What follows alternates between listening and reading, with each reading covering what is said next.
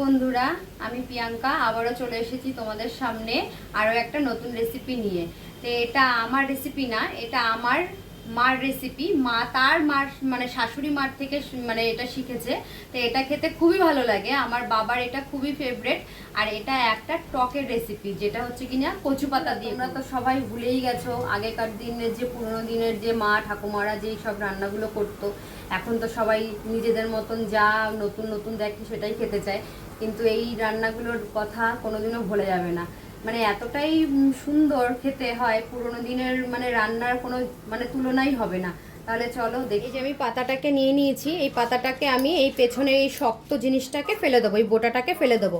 ফেলে দিয়ে এবার তোমরা তোমাদের পছন্দ মতন একটু ছোট সাইজের কাটলে এটা ভালো হয়, এরকমভাবে কেটে নেবে। চলে এসেছি বন্ধুরা কচু পাতা কেটে নিয়ে। এবার আমি কড়াইতে কিছুটা সর্ষের তেল দিয়ে হচ্ছে গিয়ে একটুখানি হালকা ভেজে নিয়ে কচু পাতাটাকে এর মধ্যে দিয়ে দেবো। কচু পাতাটা এখন আমি দিয়ে দিচ্ছিলাম। এবার আমি যে লঙ্কাটা কেটে রেখেছি এই লঙ্কাটা এর মধ্যে দিয়ে দেব। আর এই যে কিছুটা লবণ দিয়ে দিলাম, পরিমাণ মতন লবণ দিয়ে দিলাম। আর একটু আমি হলুদ দেব, এই যে পরিমাণ মতন হলুদ দিলাম। এবার একটু জল দিয়ে আমি এটাকে একটু সেদ্ধ করে নেব, সামান্য একটু জল দেব, দিয়ে এটাকে সিদ্ধ করে নেব। তারপরে বন্ধুরা এখানে আমার শাকটা সেদ্ধ হয়ে গেছে।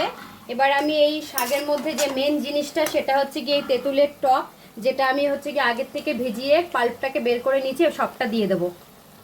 সবটা দিয়ে ভালো করে মিশিয়ে এটাকে আমি পুরো শুকিয়ে নেব। আর এর মধ্যে আমি কিছুটা, যেহেতু একটু টক দিয়েছি, আমি একটুখানি চিনি দেব, শুধু শাকটাকে ব্যালেন্স করার জন্য, যাতে স্বাদটা এর ভালো হয়। 1 চামচ মতন দিয়েছি। কচু পাতার টক রেডি। তোমরা খেয়ে দেখবে কেমন হয়েছে, অবশ্যই করে খাবে। এটা কিন্তু খুবই ভালো লাগে, আর এটা হচ্ছে গিয়ে এতটাই টেস্টি হয় যে তোমার সব ভাত ফাঁকা হয়ে যাবে পাতে।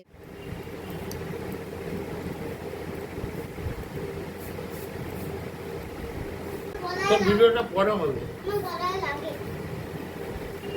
কেমন হয়েছে মা?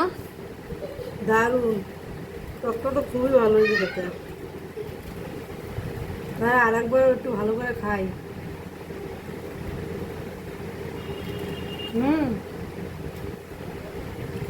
এত টেস্ট হয়েছে না, যেমন ঝাল তেমন নুন তেমন টক, দারুণ হয়েছে রে।